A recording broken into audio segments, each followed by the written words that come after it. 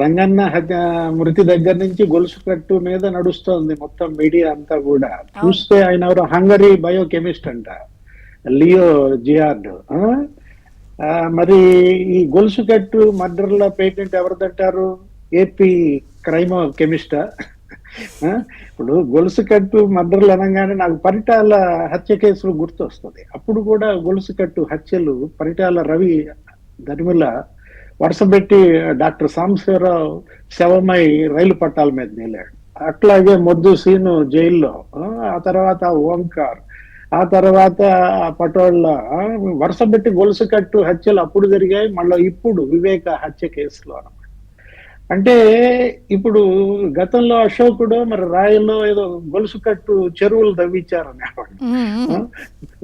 గొలుసు కట్టు చెరువులు అప్పటి రాజులు తవ్విస్తే గొలుసు కట్టు హత్యలు ఇప్పటి పాలకుడు చేయించుకున్నారా? అంటే ఇప్పుడు రంగన్న నిన్న మృతి ఏంటి, ఆయన ఏదో 10 రోజుల క్రితం కాలికి గాయం అయిందని, సరే 70 ఏళ్ల వయసు ఉంటే ఉండొచ్చు, ఆయన ఆస్తమా, గతంలో కూడా హాస్పిటల్లో చేరాడు, అతనికి 1+1 సెక్యూరిటీ సిబిఐ కల్పించటం. రంగన్న అతను కీలకం, అతనే అక్కడ సాక్షి.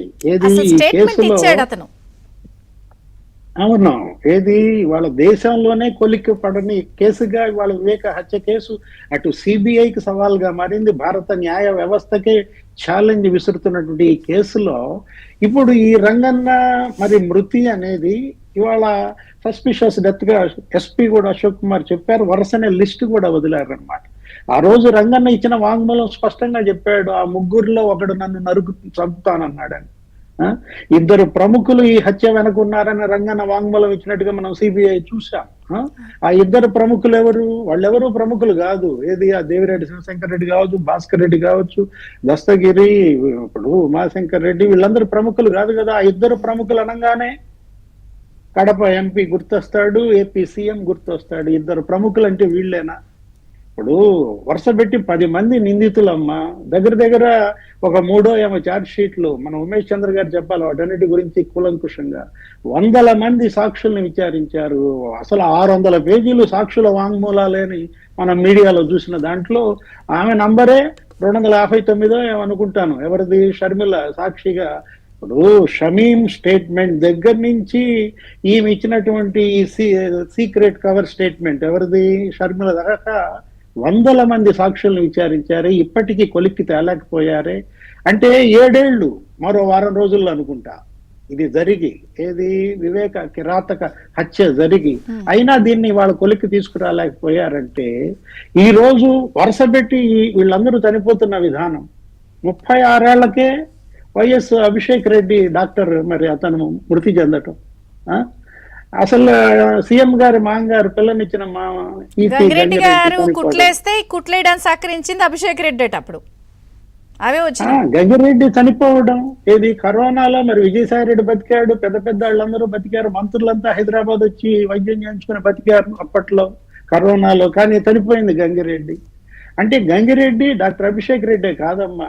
ఇప్పుడేంటి, అతను ఎవరో 48 ఏళ్లకే నిద్రలో చనిపోయాడు. ఆ గంగాధర్ రెడ్డి, ఆ శ్రీనివాస్ రెడ్డి 48 ఏళ్లకే నిద్రలో చనిపోవడం. కూల్ డ్రింక్ లో విషపు గుళికలు కలుపుకొని ఒకడు చచ్చిపోయాడంట.